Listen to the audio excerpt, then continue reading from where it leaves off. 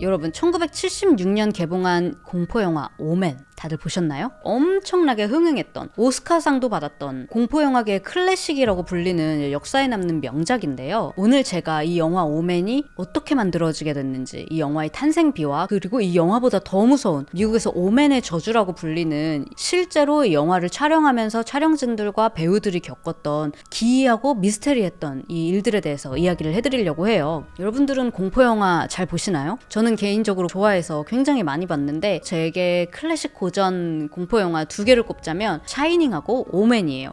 근데 둘 다 뭔가 귀신이 막 튀어나오고 막 이런 게 아닌데 되게 뭔가 손에 땀을 주게 하고 심리적으로 되게 긴장하게 만드는 심리 스릴러라는 게 두 개 공통점인 것 같아요. 자, 먼저 이 영화가 어떤 영화인지 오맨 좀 줄거리를 말씀을 드릴게요. 먼저 이 제목 오맨은 요한의 묵시록에 나오는 짐승의 징조라는 뜻이에요. 그래서 뭔가 좀 불길한 기운이다, 불길한 징조다라는 거를 뜻할 때 쓰는 단어이기도 하거든요. 한국에서는 왜 숫자 4가 그리고 미국에서는 숫자 6이 불길한 숫자로 여겨지잖아요. 이 영화는 6월 6일 화목한 쏜 부부의 출산일로 시작이 됩니다. 근데 어떻게 된 일인지 병원에서 와이프가 아이를 낳자마자 애가 죽어버려요. 그래서 이제 남편이 병실 밖에서 와이프가 아이를 너무너무 간절히 원했는데 이걸 어떻게 설명을 해줘야 되나 막 고민하고 있던 찰나에 그 가톨릭 병원이었나 봐요. 신부님이 이 남편에게 와가지고 입양을 하는 것도 방법이다. 마침 오늘 태어나자마자 산모가 죽어버려서 고아가 된 남자아이가 있다. 이거 운명 아니냐면서 이 아이를 입양하라고 권유를 하는 거예요. 결국에 남편이랑 수녀님들이 그 아이를 안고 와이프 품에 안겨주면서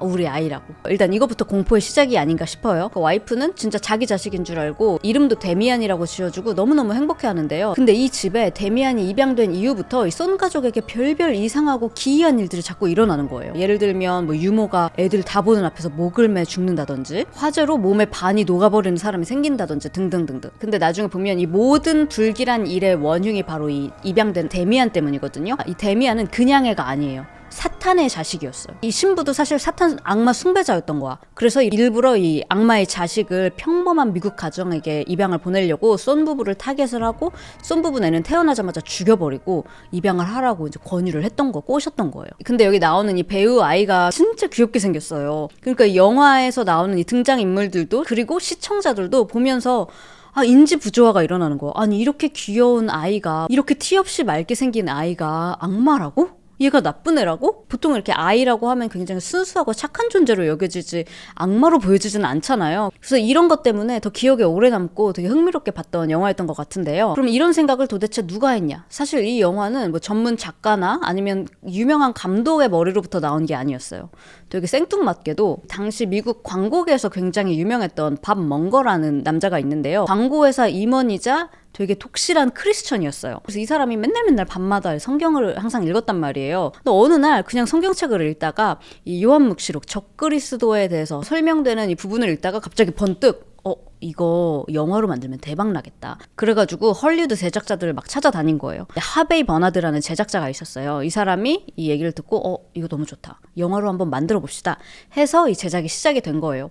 그런데 이 아이디어를 판 밥 멍거 씨가 갑자기 하베이 씨를 찾아가서 안 되겠다고, 우리 영화 만들자고 했던 거 이거 다 무산이라고 취소하자는 거예요. 그래서 하베이 씨가 지금 그게 뭔 소리냐, 이미 늦었다, 우리 이미 캐스팅 다 했고 지금 제작 들어갔다고, 안 된다 그래요. 그랬더니 밥 멍거 씨가 하는 말이 이 영화 만들어지면 안 된다고, 내가 미처 깨닫지 못했던 게 있다. 하베이 씨, 악마의 가장 무서운 무기가 뭔지 아시냐고. 바로 사람들 눈에 보이지 않는다는 거라고. 그런데 지금 우리는 그 악마의 무기를 수백만 명 앞에 여실히 보여주는 그런 영화를 지금 만들고 있는 거다. 오맨이 그런 영화잖아요. 제일 악한 존재가 제일 악해 보이지 않는 존재에 숨어서 행동하는 거. 이런 영화를 만들게 되면 우리가 분명히 어떤 대가를 치르게 될 거라고 멈추자고 하는데 하베이 씨가 뭔 소리야, 콧방귀를 뀌면서 그 말을 무시하고 영화 제작에 계속 박차를 가하는데요. 하지만 이 밥씨 말을 이렇게 무시했던 하베이 씨는 나중에 결국에는 그때 그 사람 말이 맞았다고 후회하면서 촬영장 곳곳에 항상 십자가를 걸어두고 촬영을 하기도 하는데요. 그럼 무슨 일이 생겼는지, 오맨의 저주라는 게 도대체 어떤 일들인지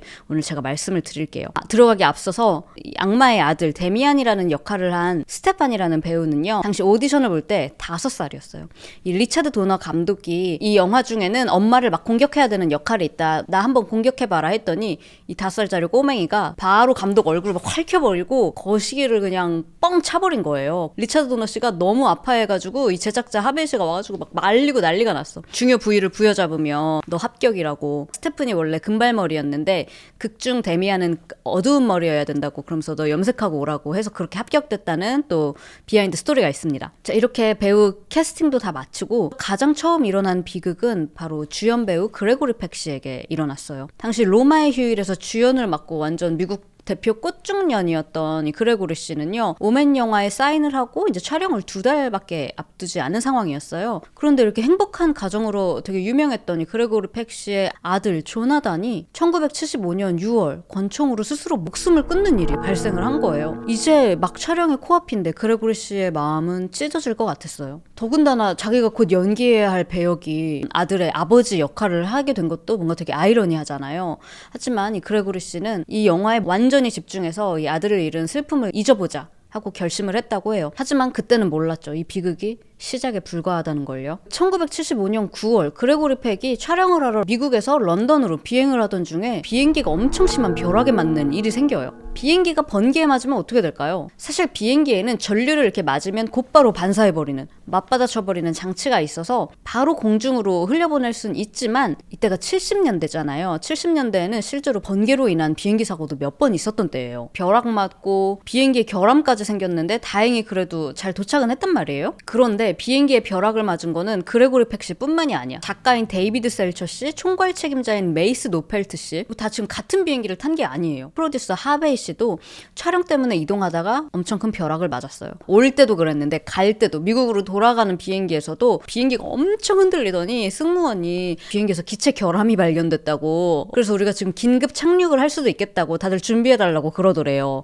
다행히 별 사고 없이 살아서 돌아오시기는 하셨지만 하베이 씨가 그때서부터 뭔가 악마가 따라다니고 있다는 느낌을 받았다고 해요. 보통 비행기가 번개에 맞는 확률은 비행기 하나당 한 1년에 한두 번 정도 있는 일이라고는 하는데요. 이렇게 촬영진 여러 명이 짧은 시간에 다 역대급 번개에 맞을, 벼락을 맞을 확률은 도대체 얼마나 있을까요? 그렇게 힘든 비행을 마치고 런던에 도착을 했어요. 제작진들이랑 같이 런던 맛집에 점심을 먹으러 가고 있는 길이었는데 같이 가던 프로듀서랑 이 감독이 체크인한, 그들이 힐튼 호텔에서 묵고 있었는데 나와서 가는 길에 IRA가 폭탄 테러해서 그 호텔이 날아가 버리고 폭파된 거예요. 아니 이게 무슨 일이야? 근데 가는 길에 또 바로 눈앞에 있는 트레인 입구에서도 또 폭발물이 또 터지는 일이 생겨요. 그래서 어찌저찌 식당에 도착했어요.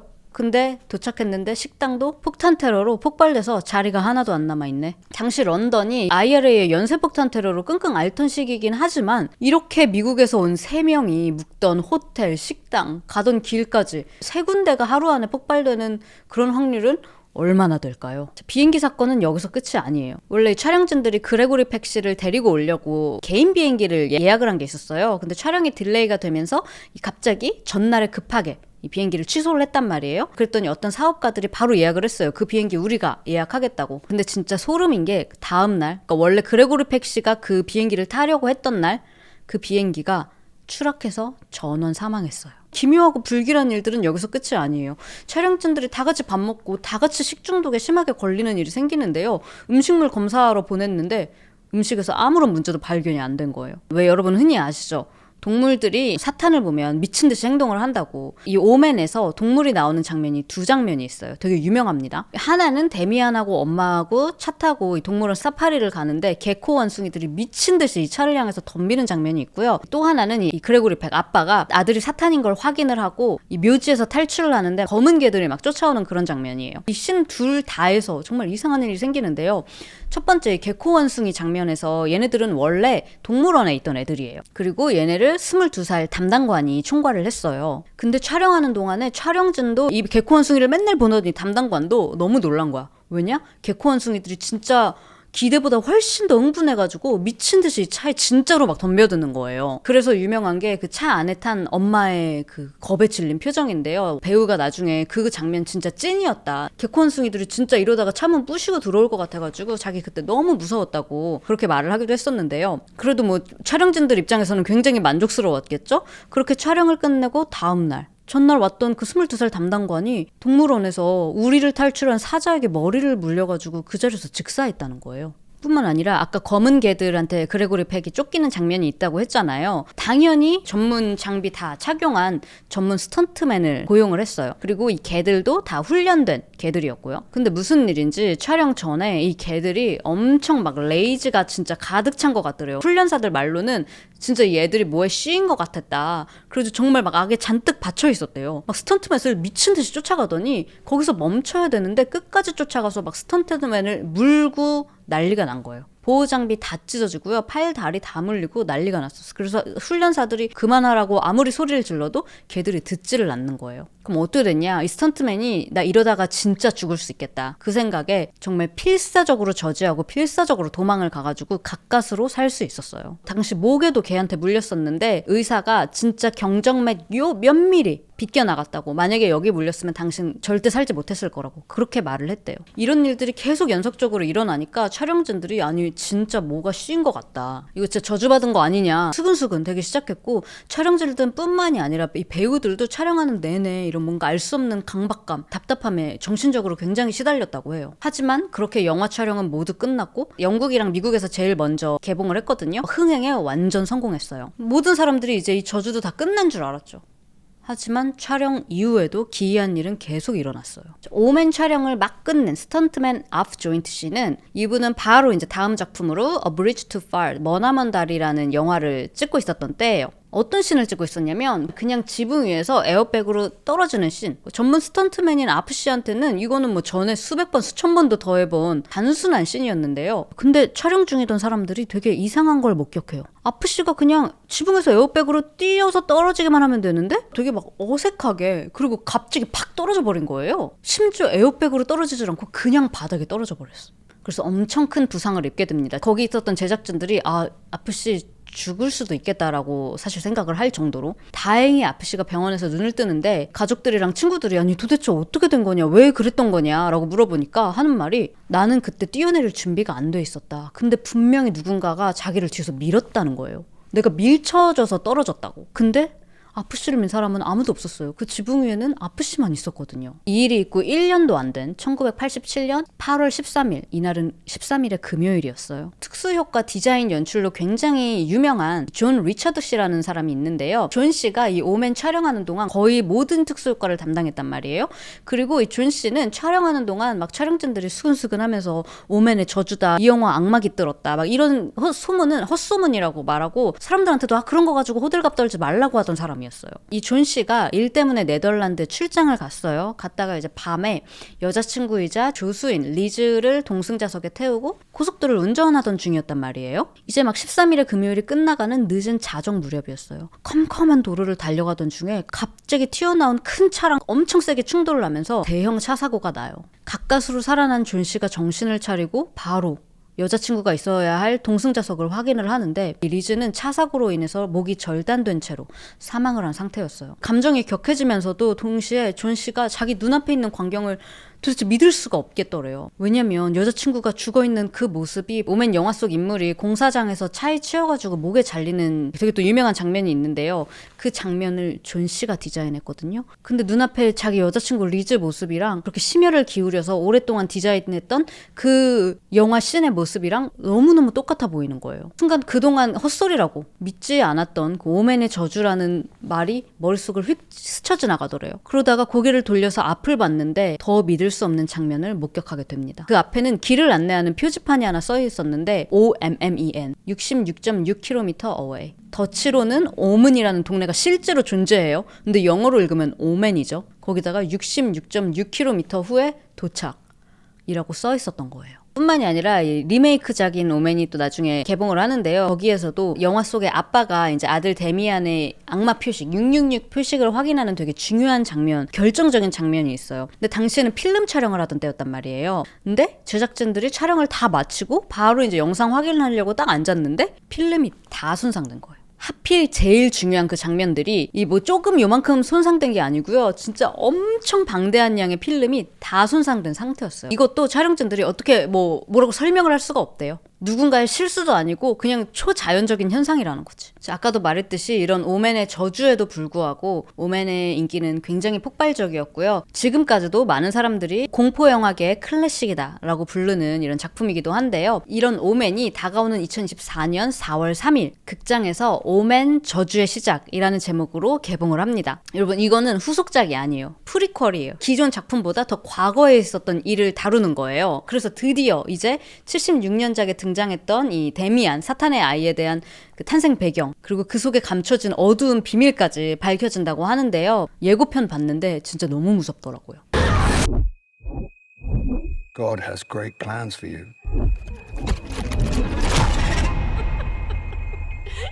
This child is his way. 그리고 티저 영상 58초 부분에 들어보면 뭔가 되게 이상한 소리가 들린단 말이에요. 이게 무슨 언어지? 라틴어? 영어? 했는데 그 원작에서 기억나세요? 보모가 자살할 때 Damien, it's all for you. Look at me, Damien. It's all for you. 이거 백마스킹 사운드래요. 그러니까 거꾸로 돌린 거. 저 그래서 진짜 하고 계속 들어봤거든요. 너무 무서워. No, don't. 연결고리 무슨 일이야. 거의 50년이 지나서 나오는 프리퀄이잖아요. 그래서 되게 더 흥미로운데 왜 최근 한국에서 파묘 영화가 굉장히 흥행했잖아요. 이번에 나오는 이 오맨 저주의 시작 이 영화는 서양 버전 파묘라고 보시면 될 것 같아요. 이런 서양 악령, 사탄의 존재들 그리고 사탄의 존재를 숭배하는 이런 세력들이 나오는 그런 긴장감이 넘치는 공포작이라고 하는데요. 또 하나 제 눈에 띄었던 거는 예고편만 봐도 되게 비주얼적으로 눈을 뗄 수가 없겠더라고요. 근데 실제로 1970년대 로마 스타일 배경, 의상 이런 거를 그때랑 똑같이 완전 똑같이 재현했다고 해요. 근데 또 원작을 너무 재밌게 봤던 사람으로서 또 이런 디테일에 감동을 받고 또 아직 못 본 다른 부분들은 어떨지 너무 기대가 되는데요. 저처럼 76년작 오맨을 좋아하셨던 분들은 이번 작품을 통해서 드디어 데미안의 비밀이 다 벗겨지는 걸 보실 수가 있겠고요. 혹은 아직 못 보신 분들, 공포영화 매니아라면 오맨은 필수 시청작입니다. 그렇지만 아직 못 보셨다면 이번 오맨 저주의 시작부터 보시고 76년작 오맨을 보시면 더 좋을 것 같아요. 부러운데? 아직 못 보신 분들? 이 연결고리 디테일을 하나하나 바로 느끼실 수가 있을 거 아니에요. 제 채널에 공포, 스릴러 이런 거 좋아하시는 분들이 많잖아요. 공포영화 또 잘 보는 이 강심장분들이 많으실 거라고 사료가 되는데 4월 3일 오맨 저주의 시작이 개봉을 하니까요. 저도 보러 갈 거예요. 그 여러분들도 영화관 가서 꼭 보시고 매일 밤 금요일 11시 라이브 하는 거 알죠? 라이브에서 어떻게 보셨는지 저랑 같이 또 라이브에서 새로 나온 오맨 영화 얘기 한번 나눠보도록 합시다. 이렇게 오늘 제가 준비한 공포영화 오맨, 영화보다 더 무서운 실제 있었던 오맨의 저주에 대해서 말씀을 드렸고요.